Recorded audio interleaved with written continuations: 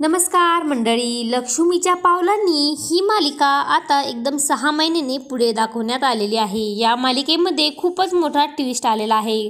कलाचा मृत्यू दाखवण्यात आला आहे। या मालिकेमध्ये अद्वित आणि आबा हे देवीआईच्या दर्शनासाठी मंदिरामध्ये आलेले असतात। तेव्हा आबा हे अद्वितला बोलता, अद्वित आतमध्ये चल ना। तेव्हा अद्वित बोलतो की नाही आबा, ज्या क्षणी माझी कला गेली तेव्हापासून मी इथे येणं बंद केलं आहे।